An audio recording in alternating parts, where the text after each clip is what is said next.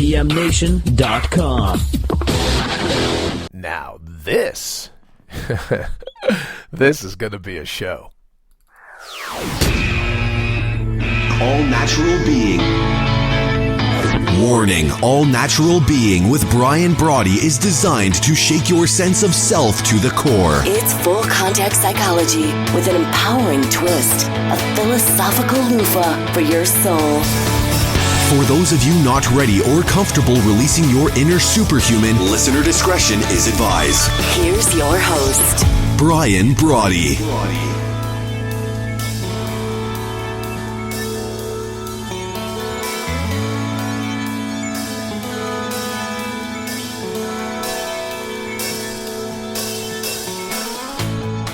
Good morning and welcome to All Natural Being. I'm Brian, fired up to be your tag team partner, hanging out with you for the full hour with the sole motif in mind of reminding you who you ultimately are. That's what I dig about All Natural Being. It's why I think we're still number one, 90-some episodes in. We're still number one here on IPM Nation, any time slot. Because it's a show about you, the real you, the true you, the superhuman you, the meta-human you that sits at your core. You may have forgotten about it, maybe dormant, but it's far from dead. It's a part of who you are, and I'm excited to hang out with kindred each and every day. As I say, All Natural Being, not a show for everyone. Some people are absolutely comfortable being cognitive couch potatoes. But for you and I, committed to reconnecting, reviving, and restoring our all-natural being in life. That's who I focus on. That's who we focus on. We focus on those people fired up to be who they ultimately are. Fired up for a new lease on life.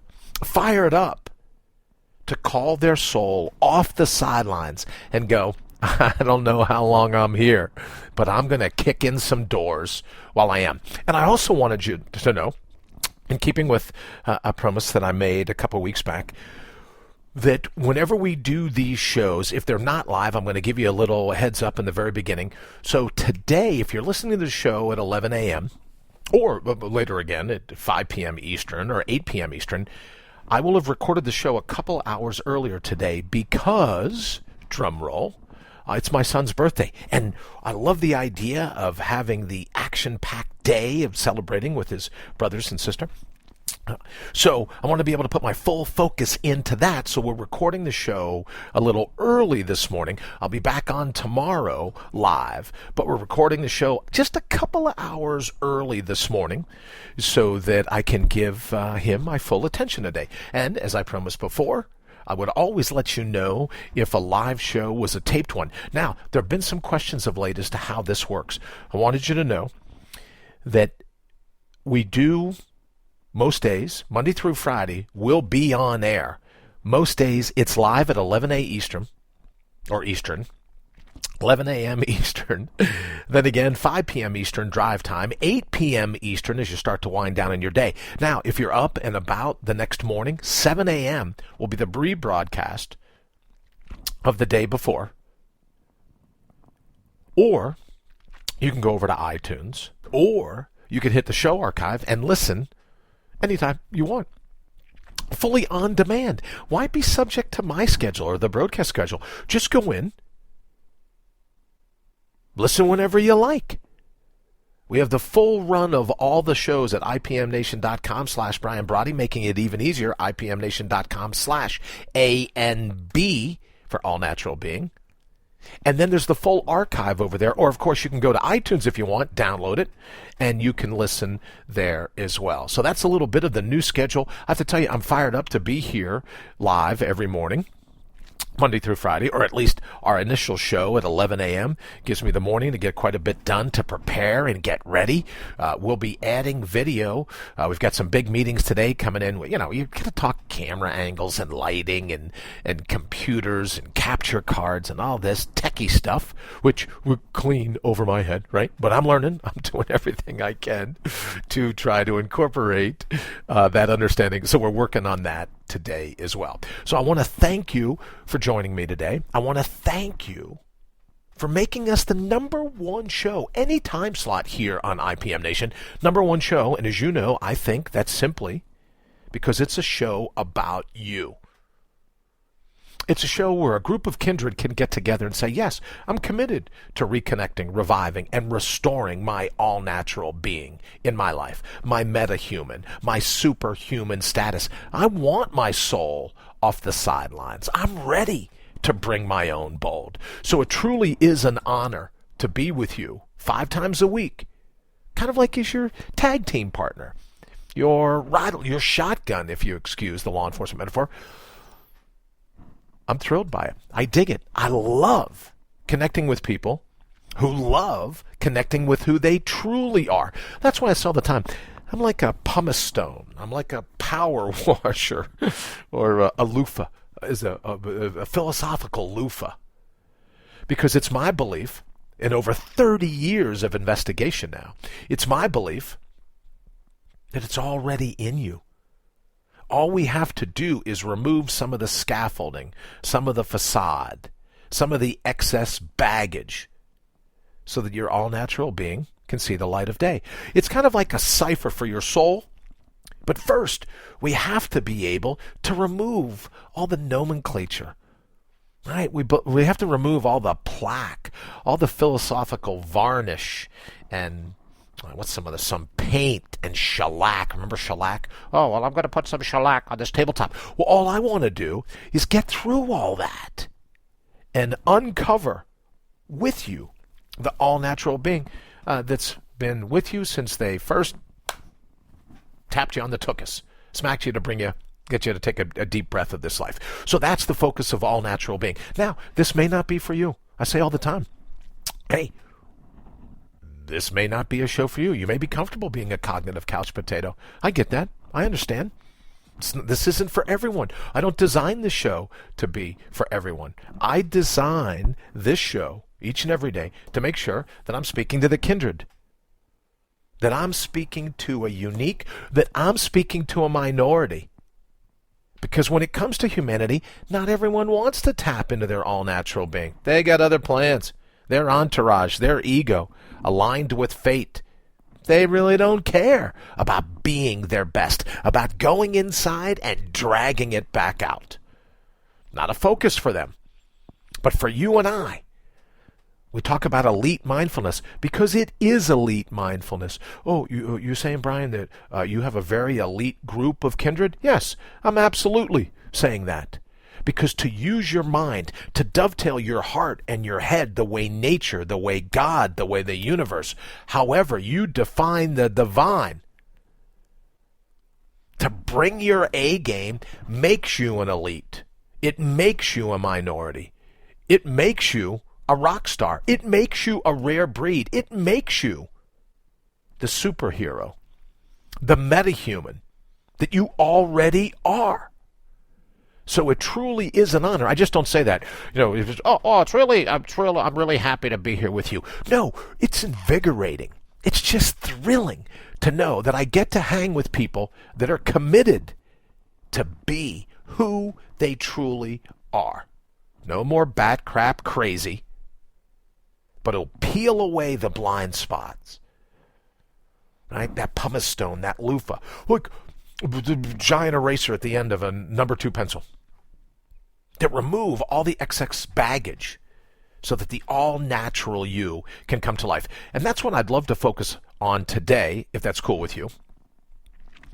And let's jump to the anaerobic aphorism, which I put up on Facebook. Oh, also don't forget, it goes up on allnaturalbeing.com. You can reach me there. Leave me an email. I'll leave you one back. allnaturalbeing.com. Also, BrianBrawdy.com, revivingsuperhumans.com. UnlockingMetaHumans.com. You get where we're going with this. So leave me an email. I'll incorporate whatever you send into the show itself. So I'm looking forward to that. Also, you can reach us 331-684-7685. And on the days that they're replays, I keep that number open. So I get those texts throughout the day. So if you're thinking, oh, I'm listening to on a replay, there's no way he's going to get this, I keep it with me all the time. That number that we put out, the 331-684-7685, the SOUL, I keep it with me. So if you're listening to a rebroadcast, you might go, oh, hey, I think I'll text this. And don't be surprised if you get a text back because I keep that number with me and I want to respond. That's a part of I think that's a part of the deal that at least I want to bring to the table, that if you're going to listen to the show, I want to be responsive to what you have to say, the good, the bad, the ups, the downs, right? Whatever it is. Huge fan of free speech. So please continue to say whatever you like. So let's jump right into it today. I've got some cool stories from around the web. But our anaerobic aphorism is ignore your critics, right? That's a shocker. Like you can be, oh, Brian, you're telling us to ignore our critics? I didn't see that coming. That blindsided me. That caught me off guard. No, ignore your critics. Being self-absorbed from time to time is a blessing in disguise. And I said on the post over on Facebook, Brian Brawdy Official, All Natural Being on Facebook as well, I said over there that why is it that being your own best friend, being your own biggest fan for just 20 minutes a day makes all the difference in the world? Being preoccupied with the person you really are from time to time, all the difference in the world. Again, why is that? Because the people outside, now there's a different type of self-absorption. When we talk about, but you've heard me say before, narcissism, I'm a huge fan. Bring it from time to time. It's about having balance in our life. We can't always be altruistic, or we can be altruistic. All I'm suggesting is we may want to direct some of that altruism into our own lives. And when we do that, it leaves us in the proper stead to then be able to radiate that out to those around us, those that we choose to involve, to envelop. So as long as we keep that balance, 20 minutes a day, be narcissistic. 20 minutes a day, be self-absorbed. 20 minutes a day, be preoccupied with the person you really are. And ignore everyone. I was at the store the other day. Heard a young lady, her mom was saying to her, oh, you're just so self-absorbed. But I thought, well, if I caught her in the middle of her 20-minute victory, God love her.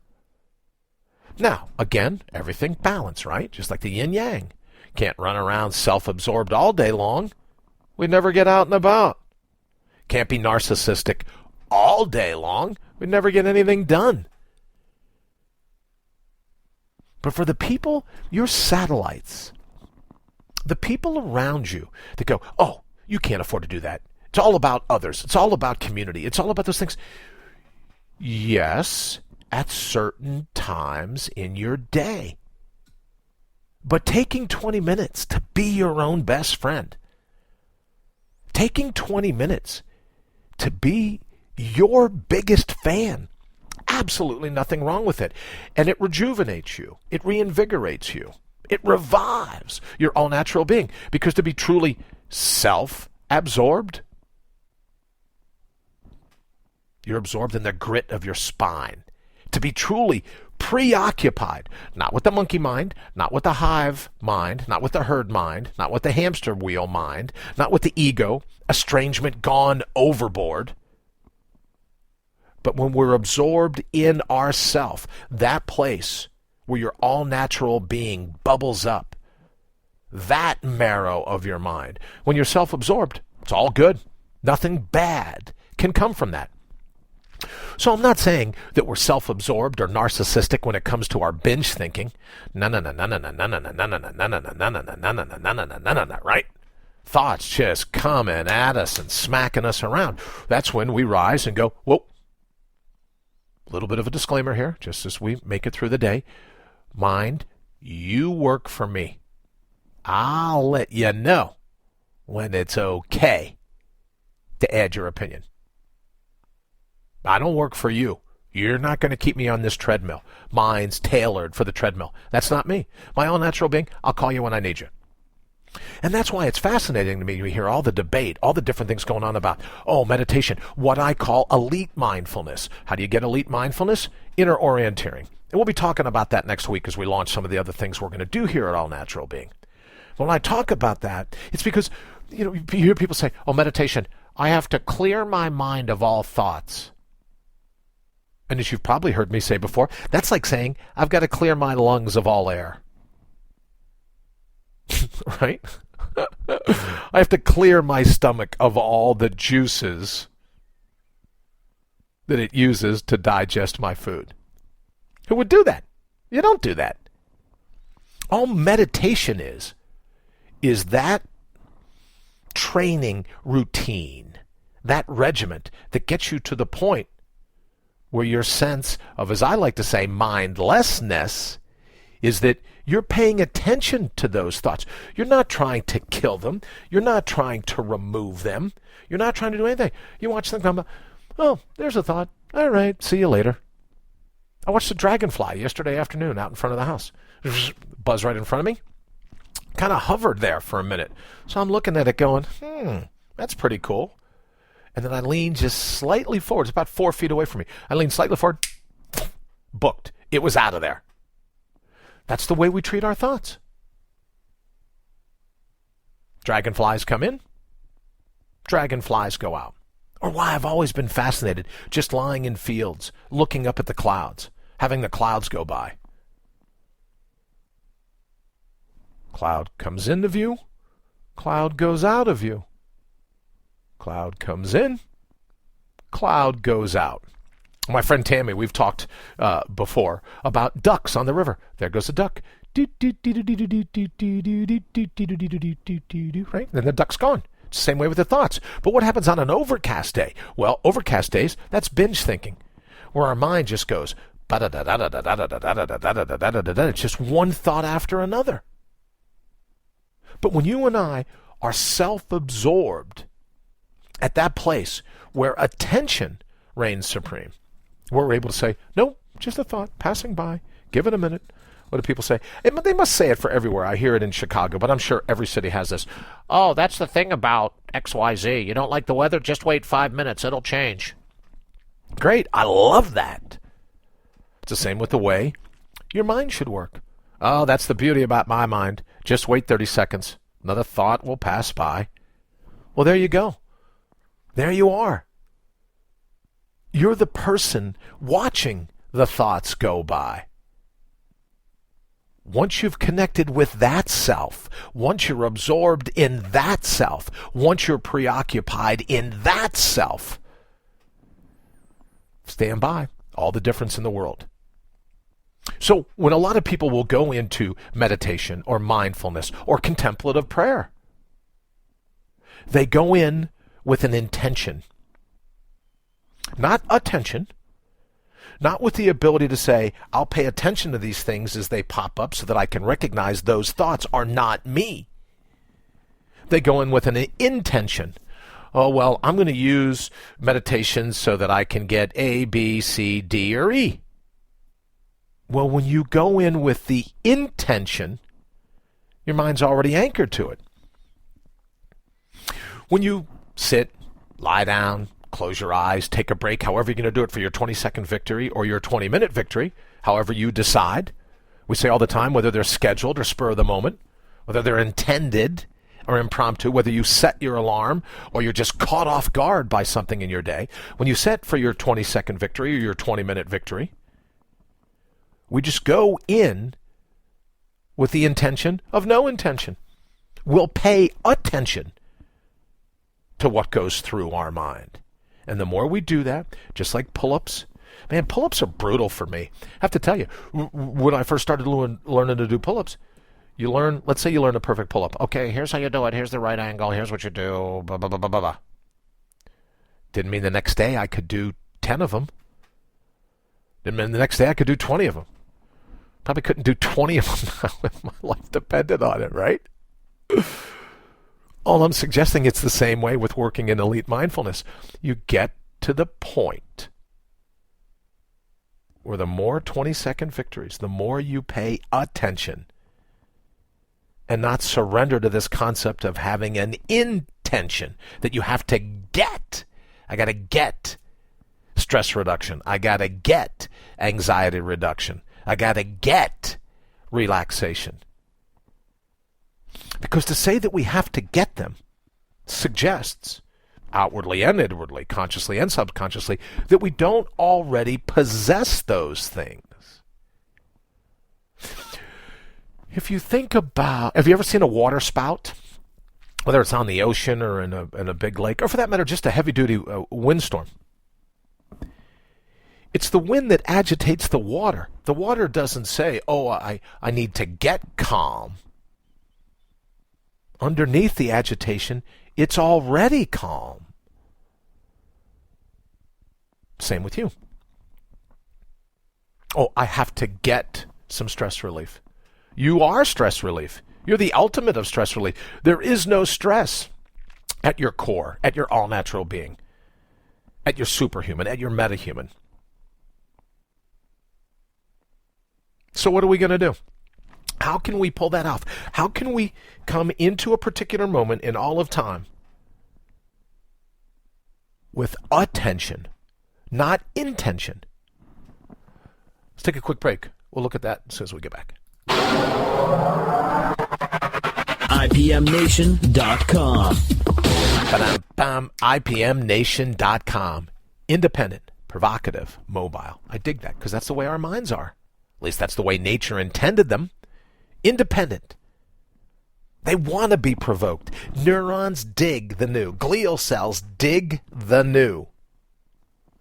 And mobile. You want to be able to go where the wind blows you. But sometimes if we have a carrot at the end of the stick, we don't go where our destiny blows us, where our winds blow us. And people say, well, it's important. You can't be blown off course. Well, what if your course is to be charted by the winds? Now, I haven't sailed a ton. I've kayaked quite a bit. But I can tell you, like on mountain bikes or street bikes, or sometimes even when I go out for a run, I don't know which way I'm going to go until I'm literally into the turn. And then I go, oh, and if you watch me, sometimes people think, man, he's a little crazy. You ever watch me like made a right-hand turn and all of a sudden he darted left? I run wherever the impulse takes me. Same with the bike, same with the kayak. If I sailed anymore, I would say, let's see where the winds take us. Now, that doesn't mean we don't have goals. We have a motif in our mind. We have a general sense of how when we manifest our natural resources, the manifestation of those all-natural tools, those all-natural talents. We have an idea when we manifest those, the motif that will bubble up. But in the moment, in the labyrinth, calculating what fate's going to do to try to derail us, as we talked about yesterday, but also what we can do with our natural resources to rise to that challenge in the moment. No intention, just attention to what's going on right now. The clues. Sorry again to fall back on the law enforcement metaphor, but think about it. Fingerprints of providence. Your destiny is there, leaving you a cairn. Right? You know, you're out in the wilderness, you see these rocks all stacked up. A cognitive cairn, a fingerprint of providence, presented to itself at that fork in the road saying, here we are. What are you going to decide? And that's what makes life thrilling. That's what makes it an adventure. It's not an expedition. We don't say, oh, okay, I have an intention of ending up over there. It's an adventure. I'm going to pay attention to what's going on, to the impromptu. Right? The root word of the meaning adventure is from the Latin is aventura, something about to happen. Something about to happen. So our adventures, spur of the moment. And when you have the courage and the stamina and the flexibility to channel your all-natural courage, stamina, and flexibility, it's already in you. When you reconnect, revive, and restore those in your life, you're ready for the adventure. You're ready for the improv of it all. And that's what makes life so thrilling. That's what makes your life so thrilling. And even in the beginning, if you do it for 20 minutes a day, 20 minutes a day to be self-absorbed, 20 minutes a day to be preoccupied with the person you naturally are. No one that loves you would begrudge you that. No one that truly cares for you would say, I don't know, 20 minutes. Telling yourself, just jumping on your own bandwagon, being your own best friend, your own biggest fan, 20 minutes of patting yourself on the back, I don't know. You got people like that in your life? Won't even give you 20 minutes a day to channel your all natural being? You know what I think about the walking, talking Venus flytraps. And only you know. Who am I? I don't know. You do. So ignore your critics. Being self-absorbed from time to time is a blessing in disguise. We've talked before about the game of tag. It's like home base. You get to go back. You get to charge your batteries. You get to plug in again. And when you do that, I think the universe sits up and takes notice. And you build it like any other muscle. And the things that we search out, we want a reduced heart rate or pulse, or we want more happiness or the like. When we peel away all the baggage and we see, when we're self-absorbed in who you truly are, then life is a thrill. Happiness, spiritual fulfillment, success, all of it. Everybody. Connected. That's the magic. That's the stackable labyrinths interacting. Kind of like the wave. You ever go to a sporting and you see the wave and everyone's going, well, I think humans feel connected to that activity because that's the way it works. Your mind in your labyrinth interacting with other minds in their labyrinths. That's the matrix. And when you come into the moment confident in who you are, courageous when identifying your natural resources, there you are. So don't let anyone talk you out of being self-absorbed. In balance. Don't let anyone talk you out of being preoccupied with the person you truly are. In balance. But you decide that balance. There may be some days where you go, today I needed a little more. I needed a couple 20-minute victories of self-absorption. I needed a couple, or 3, maybe. You don't know, maybe 1 in the morning, 1 in the afternoon, 1 in the evening. I will tell you, there are people that could argue because of the meditation, because of what I call inner orienteering, what it is that I do morning, noon, and night. People could say, well, he sure has 3 20-minute chunks of preoccupation, of self-absorption. And when I'm out in public, or I do television appearances, or did I mention? I'm sorry if I forgot to mention this, but I'll be doing CBS Radio tonight. If you head on over to Facebook, if you're listening to the show, I think it goes down at 7 p.m. Central Time, so 8 p.m. Eastern Time tonight. I'll be doing CBS Radio nationally, so I'll go ahead when I get the booking memo from my publicist. I'll go ahead and put it up so that anyone that might be interested in tuning in and listening to what we're going to be kicking around. I'll be doing that tonight. So, but in any event, people say to me, oh, man, you're always on. The reason I'm always on is that I take time to turn off the outside world. Let me ask you, when was the last time you turned off the outside world so that you could be full on, fully absorbed in who you really are? You could be fully preoccupied with who you really are. Because that's ultimately, everyone's looking for keys today, right? The secrets, the codes, the tips, the tricks, the tactics, techniques. Everyone's looking for it. Well, the key to being on is to make sure you have times throughout the day where you get to turn off. And once you work those into your schedule, this whole craziness about, I got to take up meditation. Saw an article this morning, 22%, it's supposed to grow by another 20% next year, but 22% of businesses now offer mindfulness classes. Everyone's got to learn. Great. All over it. Little thumbnail. Take 20 minutes to be self-absorbed. 20 minutes to be preoccupied, not with the monkey mind, not with the ego, but with who you truly are. There's your meditation. There's your mindfulness. We don't go into it with intention to get something from it. We're not human gettings. Treating God or the universe like a giant ATM, like a short order cook. Oh, here's my order. Oh, I ordered biscuits. I didn't have pancakes. Right? Yes? We don't treat the universe like a short order cook. Oh, here's my PIN number. Here's my prayer. I would like some more tchotchke stuff, please. Thy will be done. Tao follows its own path. It is what it is. Let nature be your teacher.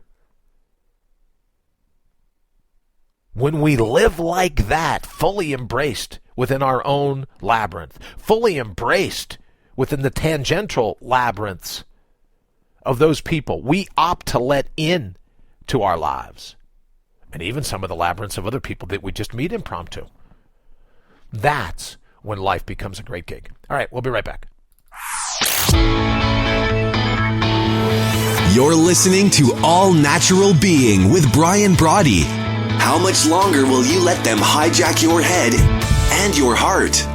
How much longer are we going to let them, and we got to put ourselves on the list if we're doing this, how much longer are we going to let them hijack our hearts and our heads? Because our critics are going to go, oh, you don't want to be self-absorbed. All right, I think we get where I'm going with this. The key is to cut yourself some slack. To look in the mirror and go, you know what? I'm pretty cool. I got a good gig going. This life thing, this lottery that I won to get here to manifest my destiny, this is a freaking good gig. And when we start to look at our life as having won the lottery already, nothing to get, everything to get inside and get back out, but nothing else to get, then it becomes a really great gig. All right, some of the things that I wanted to talk about this morning. Article over at Science Daily. It says new insights into how the mind influences the body. So we're talking about this connection. And when we think of stress or depression or other mental states, how it absolutely is connected to the functions of the organs within our body. And vice versa, right? So that our emotions affect our body affects our emotions. We've got all that pulled in. And the doctors, I'll just read the opening part of the article here. Quote, neuroscientists at the University of Pittsburgh have identified the neural networks that connect the cerebral cortex to the adrenal medulla, which is responsible for the body's rapid response in stressful situations. You and I talk about having an ego shield because of that rapid response. Everyone's fight or flight, especially go online during the circus that is the presidential campaigns every 4 years. Talk about fight or flight. Read an article the other day, everybody's busy unfriending everybody else on Facebook. That fight or flight. We talk about an ego shield, how we can build a little bit of a barrier, increase our temporal terrain from the estrangement gone overboard, the ego, that estrangement from the field, and how we're going to respond. The attention that we pay to those incoming stimuli. The good doctor from the Pittsburgh Brain Institute says, quote, our results turned out to be much more complex and interesting than we imagined. So what does this have to do with you and me? How can we incorporate this? Article goes on to say, this is a quote from Dr. Strick, because we have a cortex, we have options. We've talked before about the cortex. You and I call it an ego shield, but they're saying the fight or flight response that sits a little deeper in who we are. Well, with the cortex, they call it top-down control. The cortex, that part that allegedly, as human beings, allows us to control those visceral fight or flight responses. You wouldn't know it looking in the media today, would you? Wouldn't know it looking in the media. But in any event, the top-down control, that ego shield, that 20-second victory, or even just taking in a breath when we get this stimulus and the ego goes, that's it, I'm going to let her have it. That's it, he's going to get it now. We need that little bit of shield, that top-down control. Doctor says because we have a cortex, if someone insults you, you don't have to punch them or flee. The doctor says you might have a more nuanced response and ignore the insult or make a witty comeback. These options are part of what the cerebral cortex provides. So what they're saying is, built in early on in order for human survival, right? Something goes bump in the night, you either decide to bolt or bump it back, fight or flight. But the more neuroscientists now study not just the brain, but its connection throughout the body, everywhere, neurons, glial cells, everywhere, or the way our senses interact, is to say, wait a minute, I do have top-down control. I do have an ego shield. I don't have to go to fight or flight right away. I can step back and have a, quote, more nuanced response to what's going on around me. And that's why I love, I know, a little bit of self-promotion, that's why I love the BEST acronym. When I first created it, it was with the concept of being your best. Breathe in, exhale, scan your horizon, then take action. And you know my belief. I don't believe you can be insulted unless you're a co-conspirator. See some of the stuff that's said about me. Right? I've just decided not to be a co-conspirator. So maybe a question I could ask in those situations where you've decided it's okay to be a co-conspirator, where you've decided it's okay to pay attention to people that don't have your best interest at heart, to let their pin in, making you, in that instant, a pin cushion. How does that benefit you? Be honest. You don't have to tell me. Maybe you could write it down in your journal, your logbook, your evidence blotter. How does it benefit you to let another person's intention in so that it adversely affects your attention? You don't give them attention. I'm not worried about their intention. Yes? So the next time we're in a situation where we think, oh, that was insulting, let's not give our personal power away. There's a term now that says pills for your ills. Something's wrong. Oh, I need to ingest something. I need to take some medicine to make myself feel better. Well, here's a pill you don't have to ingest. You've already got it. Came hardwired, prepackaged, batteries included. Stop giving away your personal power. How do we give away our personal power? Somebody says something snotty, and we let our attention run with their intention. That's how we give away our personal power. You got power to control your attention. Someone goes, Brian, you're a jackass. Oh, yeah? Why don't you come over here? Let me show you how this donkey kicks. Right? I'm blowing my personal power on an insult. Right? On the words of another human being. So I think it's why I chuckle the most when I find myself just being a dope, because you can't be perfect at this. I've said all the time, you're perfect, check your back. You probably got wings. You're on to your next gig.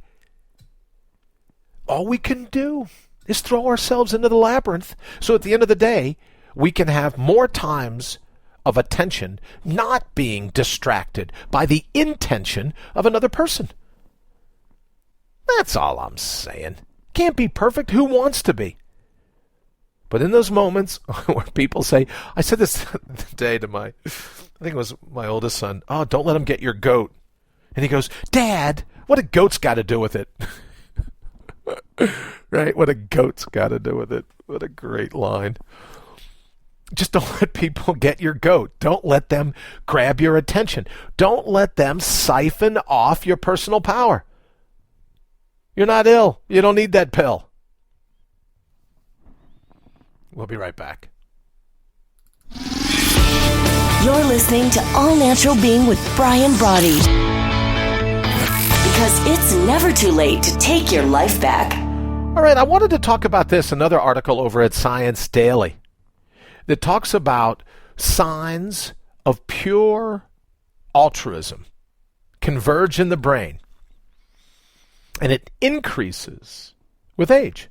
According to the article out of the University of Oregon, personality measures, charitable giving behavior, and aging, they all converge in the brain to reflect pure altruistic tendencies. Well, You know where my mind ran right away. Hold the MRI. As we get further and further into our initiation of life, we get further and further away from our bubble wrap, our training wheels, our water wings. Why are we all more altruistic? Because we sense the field. We know we're connected. So we have empathy. We have sympathy. And I think we're going to focus on it tomorrow because it'll be somewhat controversial. Just didn't have time to write it this morning. It'll be somewhat controversial. Where I talked to, I have some research that I did a few years back that talked about there's a particular type of post-traumatic stress syndrome that when we don't outgrow our training wheels, when we don't outgrow our water wings, when we don't outgrow our bubble wrap, that's a form of post-traumatic stress. So it's going to be a little controversial, so let's save that for tomorrow's show. But for right now, I would just say, well, yeah, they conducted a study, 80 men and women, ages 18 to 67. So I guess they consider that to be advancing in years, 67. And what grabbed me about this article was not that they said, look, we find that altruism tends to increase, it tends to converge. But what I found fascinating was it talks about its relationship to personality. It says, quote, there has been a lot of interest in the role that personality plays. So think about it. If our personality is such that it's designed, you get here, you got to have one of those. You ever see the people at the mall walking around their kids they got a harness and they're like on a leash? Well, we got to be on a leash. Till we grow up. For some of us, we have our dark night of the soul. Life's initiation, however it unfolds for us. Where we go, I got to leave, got to leave the training wheels. Got to leave the water wings. Got to leave the bubble wrap. Got to leave the harness behind. Oh, but look at this. I get a cape. Well, that's just cool. Yes, I'd rather have a superhuman cape than bubble wrap. So what if our personality is absolutely designed? What if Brian, heaven forbid, crazy be, what if Brian's right? That when we surrender all the flotation devices, all the crutches, all the equilibrium assistance tools of youth, as we grow, we become more altruistic because we know we're a part of the wave. Heaven or the Higgs field, holy, H-O-L-Y, or holy, W-H-O-L-L-Y, spirit. Whatever you believe, the divine, however you define it. As we grow older, as we abandon the things of our youth, of course we're going to recognize what's all natural, our all natural being, our connectedness to the wave. And it says here, quote, the finding that income was not a factor indicated that the correlation that they saw with age was not simply due to the fact that older adults generally are wealthier. Had nothing to do with it. Why do these people reach out? Why do they help each other? It says that religiosity, quote, also showed a moderate positive relationship, but that gender, political orientation, and annual income did not. Okay, well, if religion the ancient Latin. All right, Bri, it's late for the lips to catch up to the mind, would you? Religiare, to bind together. Well, of course it'd say, well, that showed a moderate but positive relationship. Of course it did. Because these are the people that already sense that there's this underlying connection, this binding together.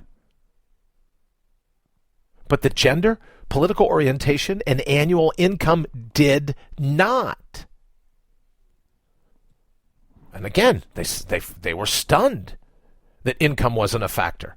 That you're charitable, not because any of these other things, but because, like religiosity, minus all the trappings just for now, give it to me, just 10 more seconds, that binding together, Holy Spirit or Holy Spirit, Big Bang, Big Breath, who cares, white robe, white lab coat, who cares, crucifix or a stethoscope, who cares? Just for this conversation, the underlying connection as we grow older and farther away from our flotation devices, we recognize that we're a part of the wave. And I would offer that being a part of the wave, because it reconnects you with your pre-existing, batteries included, hardwired, all-natural being, the universe sits up and goes, she has got it going on. She knows exactly what's happening. Universe sits up and goes, nope, he nailed it this time. He nailed it. So what do? You and I can say, all right, I can be selfish. I can be preoccupied 24 hours a day, 7 days a week. Or I can be self-absorbed for 20 minutes a day, reconnect to my all-natural being. I can be preoccupied with the person I truly am in the marrow of my mind, in the core, actual grit of my spine. So that when I come out of that 20-minute victory, I can be as altruistic, as charitable, as caring, as enveloping as I already am. The reason that the altruistic tendencies tend to grow as we grow up, direct increase up in both, is because we recognize, far removed from those things of our youth, we recognize that we are all connected, that our labyrinths do overlap and intertwine. And for all natural beings, that's a part of the key of working the labyrinth. When you recognize that, it builds your sense of yourself. You're absorbed in yourself. And in doing so, there's no way you would be mean to another. There's no way you would discount another. We'll be right back.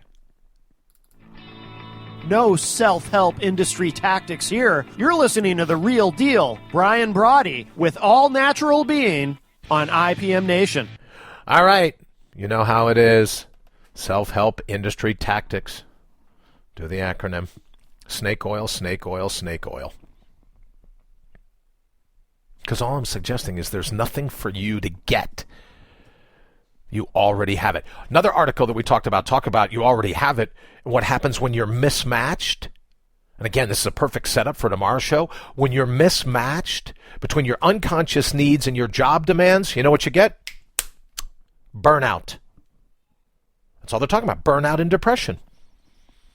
This article from Frontiers Magazine, quote, new research shows that burnout is caused by a mismatch between a person's unconscious needs and the opportunities and demands at the workplace. You get burnt out. Well, I can tell you today, if you're listening to the show, as I said, it was recorded just a couple hours earlier, so that my unconscious need of being there, working with my son on his birthday, that's an unconscious need that I have, but there would have been a little burnout if my job demand interfered with that, so I recorded this show early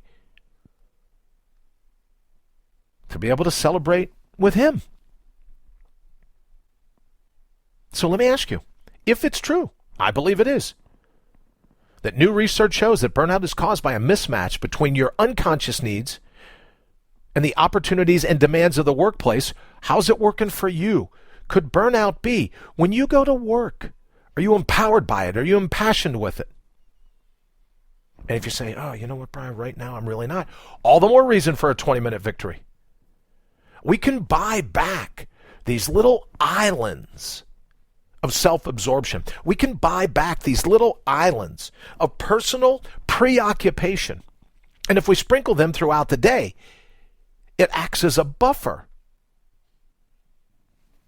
If we have a job that doesn't support us subconsciously, then we work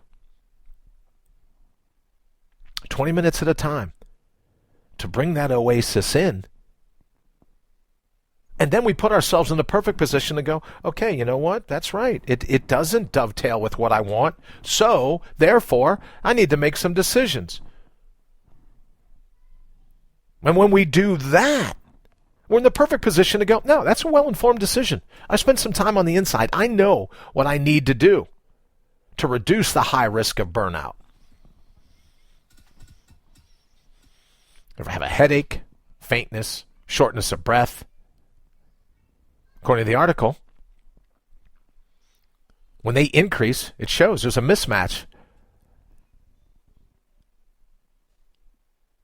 Are you mismatched with what you're doing for a living?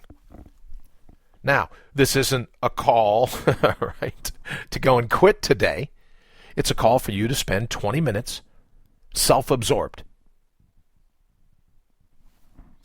so that the answers that you need about how to find a gig that dovetail your heart and your head so you don't have to worry about burnout, or within the existing gig, how to have these little pockets, these little islands, these little slivers of self-absorption, 20-minute victories. You and I both know they're scalable, they're stackable. That's something that we can do right now, today.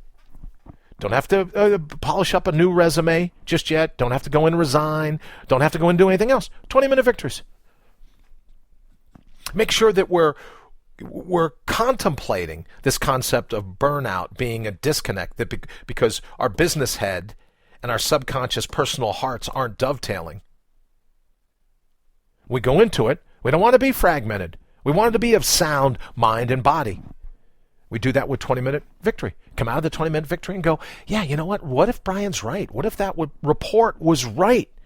What can I do to lessen the burnout in my day? Lessen the burnout in my life. And when we do that, we're getting great advice. We're getting great advice of what we need to do right now to be thrilled with our lives. I saw an article this morning about cognitive offloading. It's saying now with the internet that most of us don't work as hard to memorize facts and learn different things. We go, oh, let me just Google it. And they say, oh, let me just Google it, is causing people to be less retentive of things that they take in. They tend not to work as hard. But I looked at that and I thought about cognitive offloading. I love the inverse of that term. How about cognitive offloading? How about we offload all the bat crap crazy in our life and we focus on who we are? Some self-absorption. We could do that. How else could we do it? Look at some things that we could do day in and day out.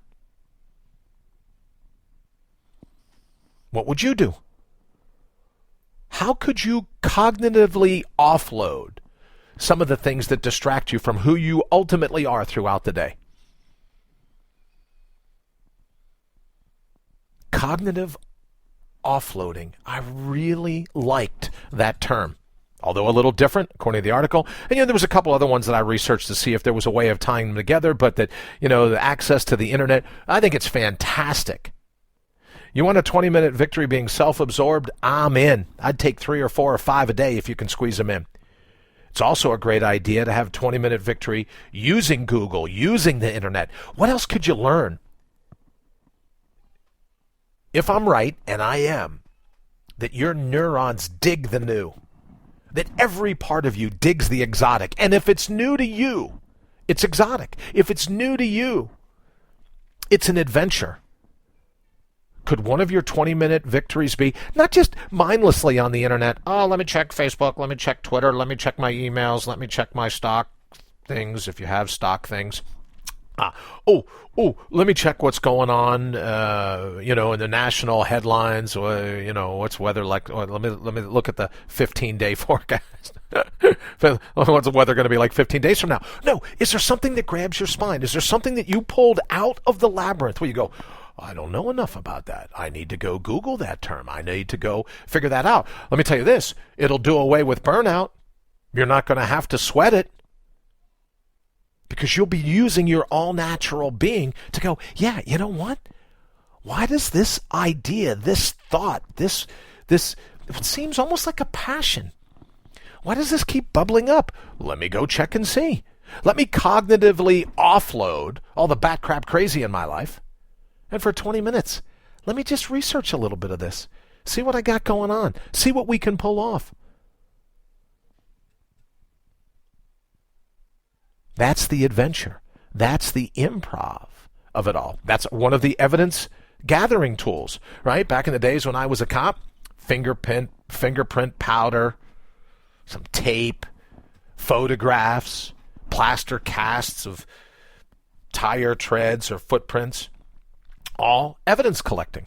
Well, if we're into the labyrinth, we come out of our 20-minute victory, self-absorbed, and there's a thought that bubbles up from the marrow of our minds. And then we go, wait, great, I'm going to take another 20-minute victory. Let me go check out on Bing or Google or any of this or whatever your favorite search engine is. Let me find out a little more about that. No burnout there. And we can incorporate it into our day without too much headache.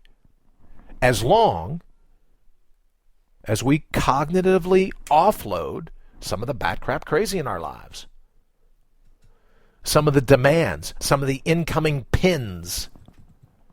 We cognitively offload this learned helplessness that we talked about beginning of the week. We cognitively offload this learned helplessness, and we're not going to be a co-conspirator anymore and turning ourselves into a pin cushion. We got bigger fish to fry. So how could you do it today? What would you cognitively offload? What are some of those things? And maybe that's a 20-minute victory in and of itself, is to say, okay, what can I pare right now? What baggage can I get rid of? And just sit with myself, 20 minutes. See what bubbles up from the marrow of my mind. Breathe in, exhale, scan the horizon, then take action. And the cool thing about it is that I don't know the perfect 20-minute victories for you, but you do. When you come out of your 20-minute victory of being self-absorbed, preoccupied with the person you truly are, it will bubble up. That's why I can say all the time, I'm a huge fan of yours, even when you're not, even when you're distracted, even when you're looking at the blind spots, even when you're suffering a temporary bout of amnesia. I'm a huge fan of yours. My something to believe in is you.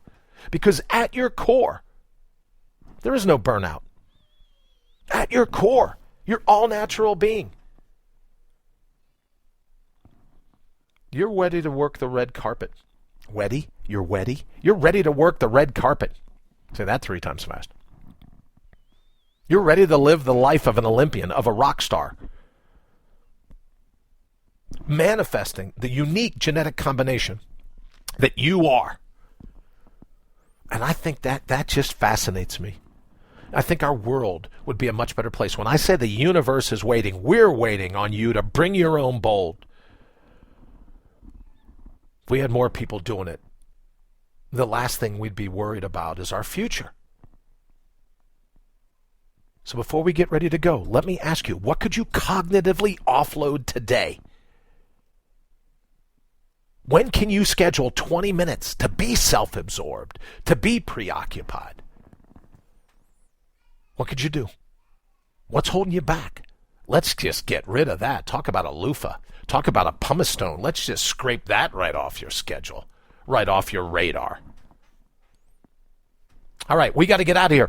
Thank you again for putting up with the tape version of the show. I will post on Facebook later when I know what time and how to access the CBS National News Radio show tonight. I'll do that. And I would offer, be self-absorbed today. Be your own biggest fan. Pat yourself on the back. Have a little bit of balance. and I'll see you tomorrow. All right, guys, I got to get out of here. Love you guys. Talk to you soon.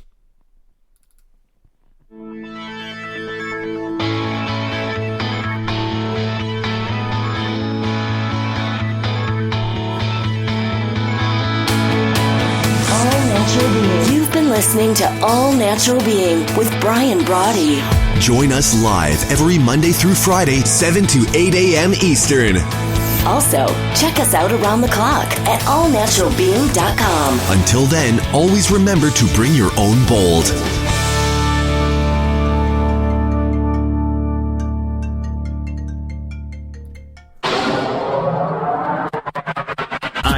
IPMNation.com.